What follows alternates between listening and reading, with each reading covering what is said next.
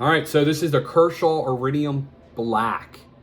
Okay, I got this actually for a gift for someone. I have never seen this one. This is a new one. This is the mini. So you kind of can see the length of it. I think it's around like 3 inches. Very nice, I would say. It's kind of like a matte black, which I really like. The person I got this for as a gift is they like the color black.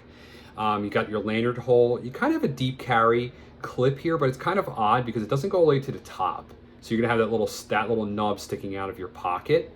It says Kershaw there. Very nice. I'm very, very impressed so far. That's the kind of design in the blade there. And this is the lock here. So you got this little lock. This is how you close it. To open it, it doesn't have a flipper, okay?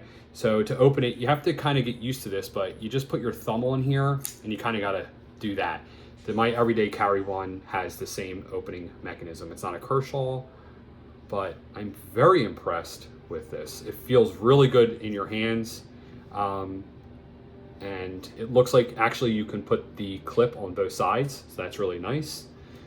But yeah, let's see how it like closes like butter. I know it has ball bearings inside there, so yeah, this is what I saw on the Kershaw site.